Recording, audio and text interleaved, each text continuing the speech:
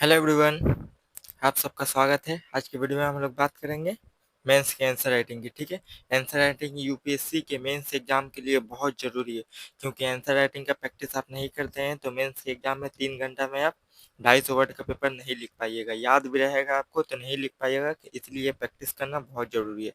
ठीक है, क्योंकि 3 घंटा में आपको 4000 वर्ड लिखना पड़ता है। 10 इथिक्स के एग्जाम इथिक्स के पेपर में 10 मार्क्स का 13 क्वेश्चन आता है और 6 आता है केस स्टडी। ठीक है, केस स्टडी जो होता है वो 20 मार्क्स का रहता है। हर केस स्टडी 120 मार्क्स का केस स्टडी रहता है और बाकी 130 मार्क्स का जो होता है वो क्वेश्चन रहता है। ठीक है, नॉर्मल क्वेश्चन रहता है। वो पूरा का पूरा ज़्यादातर 90% लगभग स्टेटिक रहता है। 10% एक या दो क्वेश्चन करंट अफेयर से रिलेटेड रहता है, लेकिन इथिक्स का स्टेटिक से रिलेटेड रहता है।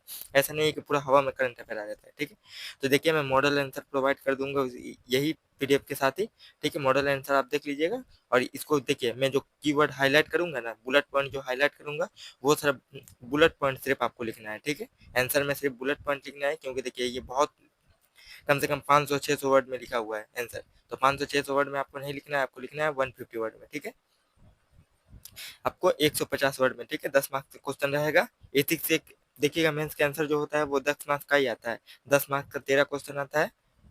13 क्वेश्चन आता है 130 मार्क्स का। ठीक है, एथिक्स के। जीएस के पेपर 1, 2, 3 जो होते हैं उसमें 15 नंबर का भी क्वेश्चन आता है, 10 क्वेश्चन, और 10 नंबर का भी 10 क्वेश्चन आता है। लेकिन एथिक्स के पेपर में सब क्वेश्चन ही 10 मार्क्स का आता है। इसीलिए आप कोई भी पॉइंट याद करके रखिएगा, याद करिएगा, इसी हिसाब से याद करिएगा कि वो 150 वर्ड में आप लिख पाए, उसका इंट्रोडक्शन भी लिख जाए, कंक्लूजन भी लिख पाए, और उसका जो मेन बॉडी जो पूछा है क्वेश्चन में वो लिख पाए। ठीक है, 100 वर्ड का वो रहेगा, 25 मार्क्स का इंट्रोडक्शन, 25 मार्क्स का कंक्लूजन। ठीक है, वर्ड का।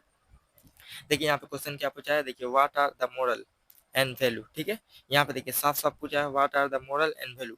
इन दोनों का डिफिनेशन लिखना है, मोरल क्या है, वैल्यू क्या है। ठीक है ना, हाउ दे आर डिफरेंट। ठीक है, इन दोनों का डिफरेंस पूछा है। ठीक है, पहले पहला पार्ट क्या है क्वेश्चन का कि दोनों का डिफिनेशन। दूसरा पार्ट क्या है, देखिए दोनों का डिफरेंस। ठीक है, और देखिए also highlight how they are can be instrumental in good governance in India. ठीक है, इसका इंपॉर्टेंस पूछा है गुड गवर्नेंस के तौर पे। ठीक है, गुड गवर्नेंस में इसका इंपॉर्टेंस पूछा है, किसका किसका, मोरल और वैल्यू का, दोनों का। और एथिक्स के एग्जाम्पल में बहुत सारा आपको एग्जाम्पल बताऊंगा। एग्जाम्पल आप हमेशा याद करके रखिए, क्योंकि एथिक्स के एग्जाम्पल आप दीजिएगा तभी एथिक्स का क्वेश्चन का आंसर जो होगा वो बहुत ही खूबसूरत होगा। ठीक है, चलिए आंसर की तरफ बढ़ते हैं। देखिए मॉडल आंसर में देखिए, moral and value are closely related concept. ठीक है, दोनों क्लोजली रिलेटेड कॉन्सेप्ट है, but they are distinct meaning and role in shaping individual behaviour and society as a whole.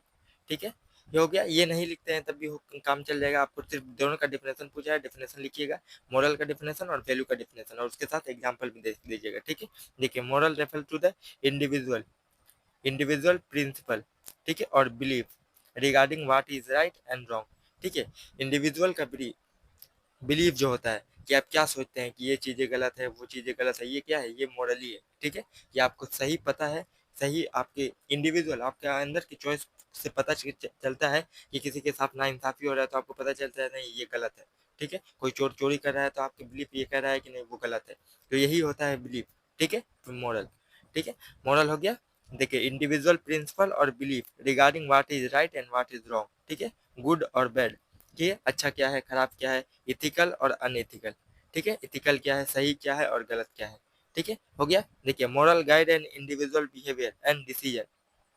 ठीक है, based on their understanding what is morally acceptable. ठीक है, उसके एक इंडिविजुअल के अंडरस्टैंडिंग, सोचने समझने की सलाहियत के बेस पे। ठीक है, देखिए मॉरल क्या करता है, सोचने समझने की सलाहियत के तौर पे। ठीक है, ये सही क्या है, गलत क्या है। ठीक है, फॉर एग्जाम्पल देखिए, a person moral code might dictate that lying is wrong। ठीक है, they will avoid lying even if, ठीक है, even if there is potential personal benefit। ठीक है, कि एक इंडिविजुअल जानता है कि झूठ बोलना जो है वो गलत है, लेकिन उसको अवॉइड करता है। क्यों? क्योंकि अगर उससे कुछ बेनिफिट मिलने वाला भी है तो उसको अवॉइड करता है, तो वो मॉरली करेक्ट है। ठीक है, कि उसका इंडिविजुअल का बिलीफ कि सही क्या है, गलत क्या है, ठीक है, अच्छा क्या है, बुरा क्या है।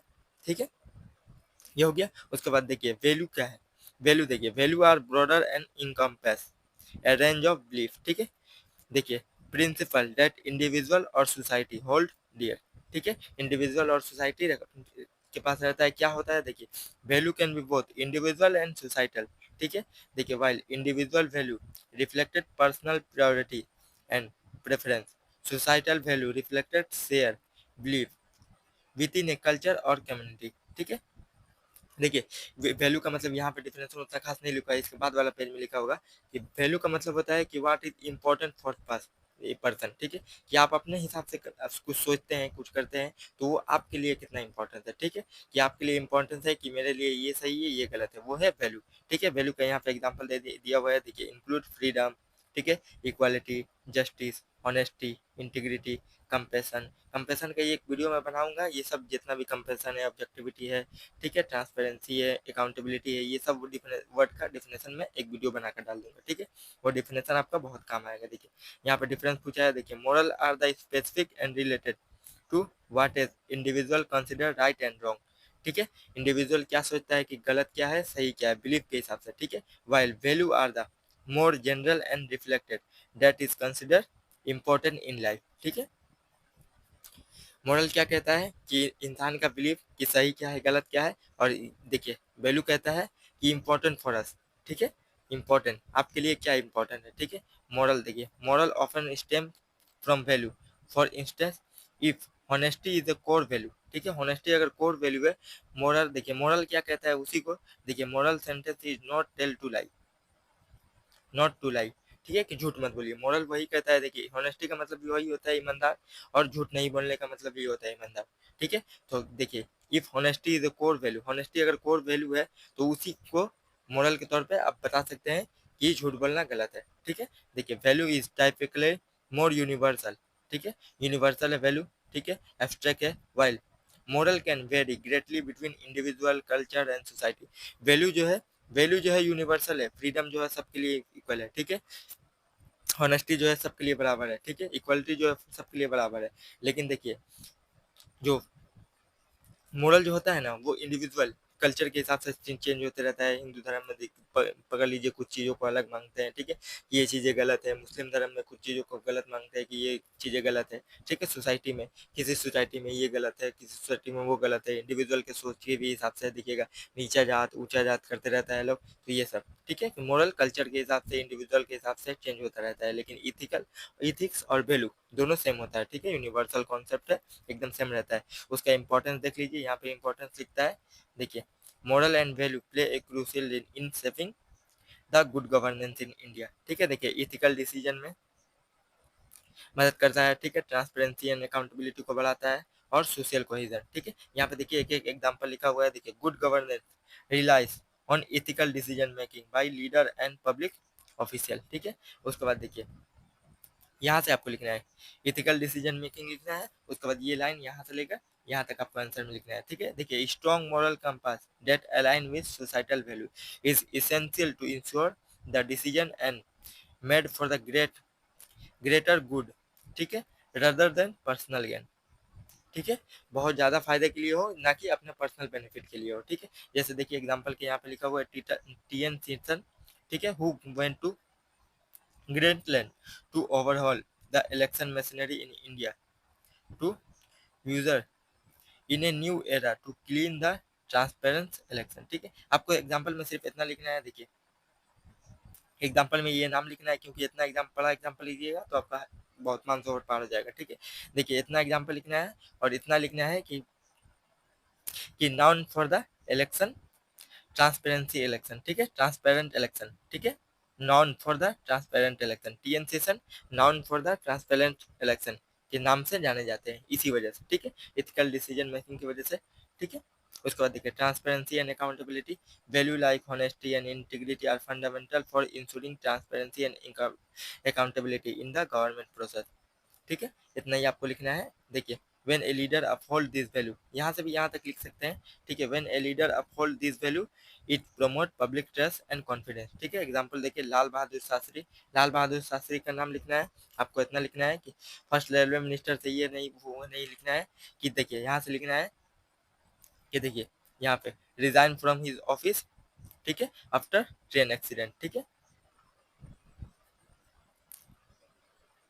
ठीक है। ट्रांसपेरेंसी और अकाउंटेबिलिटी में ये लिखना है लाल बहादुर शास्त्री ने रिजाइन कर दिया था एक्सीडेंट के बाद, ठीक है, कि अपना रेलवे मिनिस्टर का पोस्ट है, ठीक है। उसके बाद देखिए social cohesion, share societal value अंडरपिन social cohesion, ठीक है। वे देखिए यहाँ से लिखना है व्हेन गुड गवर्नेंस, ठीक है, when governance aligns with this value it reduce, देखिए social division, conflict, promoting a more united and harmonious society, ठीक है। इतना ही लिखना है। एग्जाम्पल देखिए गांधी तालिस्मान, ठीक है। उसके बाद एक सुंदर सा कंक्लूजन लिख देना है। कंक्लूजन देखिए moral and value form A foundation for ethical and effective governance, ठीक है। उसके बाद देखिए when a leader is India adhere to this principle they can work toward the achieving the nation development goal, reducing corruption, ठीक है, enhancing public trust, promote a welfare all citizen, good governance based on a strong moral and value framework.